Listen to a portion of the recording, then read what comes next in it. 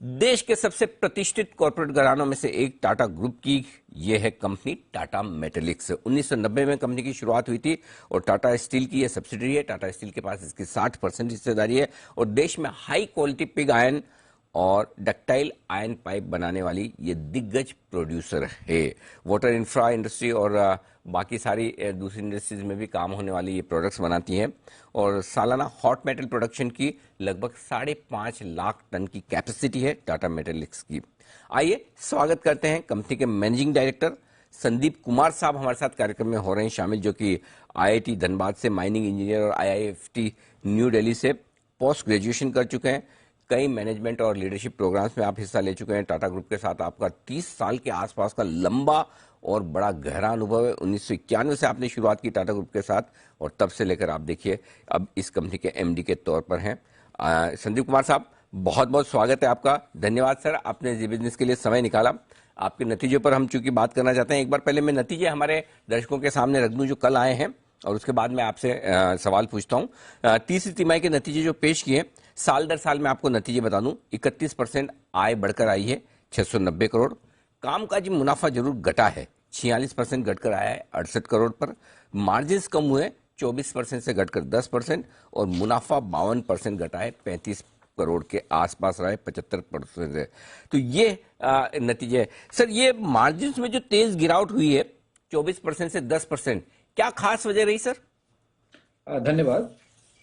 देखिए, इस क्वार्टर में दो मेन कारण थे जिसकी वजह से आपको मुनाफा कम होता हुआ दिखा है। पहली बात तो यह है कि रॉ मटेरियल जो प्राइसेस हैं, कोल, कोक, आयरन ओर, इनमें काफी ज्यादा बढ़ोतरी हुई थी लास्ट, आप समझ लीजिए 3 to 6 मंथ्स में। उसका इम्पैक्ट आपको Q3 में दिख रहा है। जैसे मैं एग्जांपल ले लूं कोक का, जो कि main raw material, input raw material होता है, उसमें करीब 30% बढ़ोतरी हुई कंपेयर टू प्रीवियस Q2।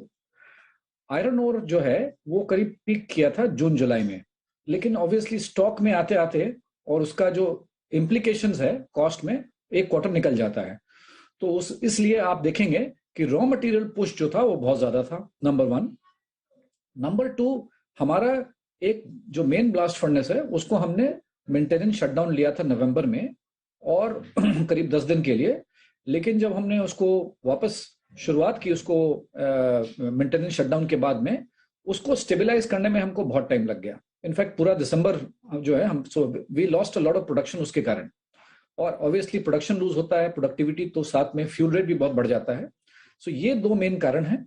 लेकिन अब हम आगे की ओर देख रहे हैं और Q4 में हमें सिचुएशन बेटर लग रहा है, जो कि ऑल्दो आपको रॉ मटेरियल कॉस्ट पुश आपको Q4 में भी नजर आएगा।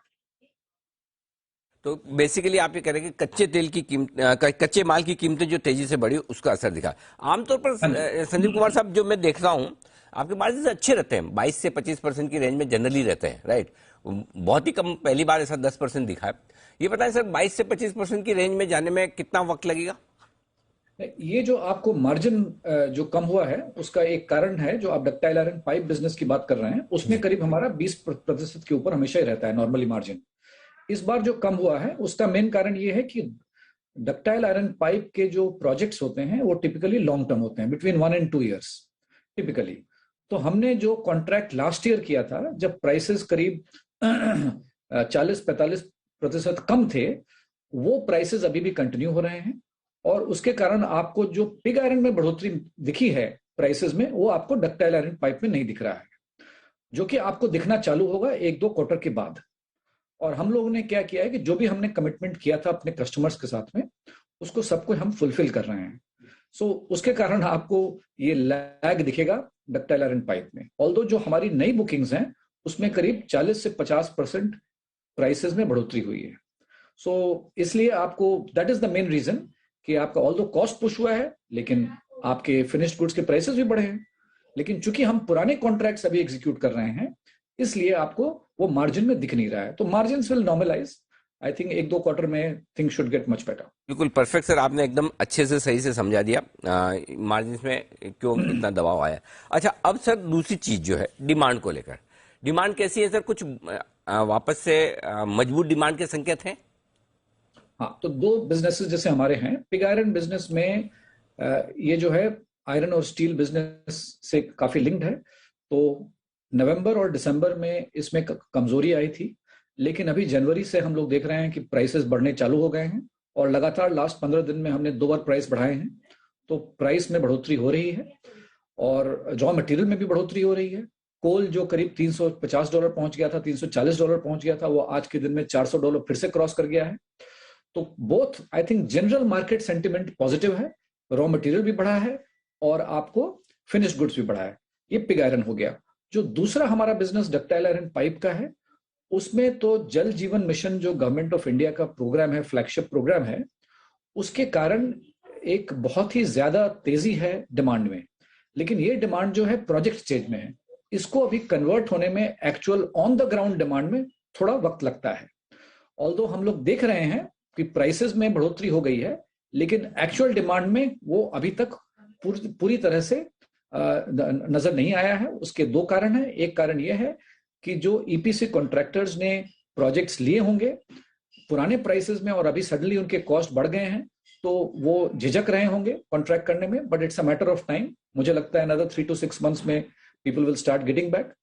तो आपको इस सब का रिफ्लेक्शन, बहुत तेज रिफ्लेक्शन नजर आएगा डक्टाइल आयरन पाइप में in the next couple of years. मतलब अगले वर्ष से ही आपको इसका दिखना चालू हो जाएगा, क्योंकि जो गवर्नमेंट ऑफ इंडिया ने जो इन्वेस्टमेंट्स अनाउंस किए हैं वो तो बहुत ही एकदम बिल्कुल माने सिग्निफिकेंटली इंक्रीज्ड है। मतलब आप समझ लीजिए करीब सेंट्रल गवर्नमेंट का जो अनाउंसमेंट है इन्वेस्टमेंट्स पे ऑलमोस्ट 90,000 करोड़ प्लस का है।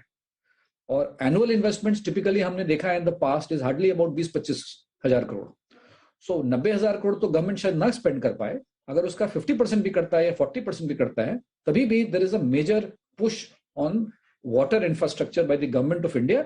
उसका इंप्लीकेशन आपको इस इंडस्ट्री में बहुत क्लियरली नजर आएगा over the next 1 or 2 years।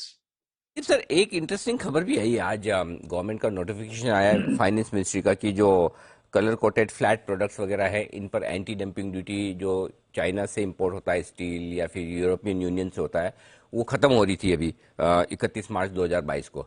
वो आगे एक्सटेंड नहीं किए, की जरूरत नहीं है। तो इससे क्या आपकी रॉ मटेरियल कॉस्ट कम होगी, आपको फायदा होगा सर? नहीं, रॉ मटेरियल जो प्राइसेस है ना, वो इंटरनेशनली काफी लिंक्ड है। ओके। और हमारे जो डक्टाइल आयरन पाइप का जो बिजनेस है, ये कंप्लीटली डिपेंडेंट है गवर्नमेंट ऑफ इंडिया और स्टेट गवर्नमेंट्स के इन्वेस्टमेंट पे। तो चूंकि डिमांड साइड में हमको बहुत ज्यादा स्ट्रॉन्ग और सस्टेनेबल डिमांड दिख रहा है over the next 5 to 7 years, तो इसलिए demand is very very good. अब हम क्वेश्चन ये है, सवाल ये उठता है कि कॉस्ट का क्या होगा आपका। तो रॉ मटेरियल कॉस्ट जो है वो ऑलवेज एक हैजर्डस जॉब है आपको प्रिडिक्ट करना कि क्या होगा। आप देख ही रहे हैं मंथ टू मंथ कैसे चेंज हो रहा है।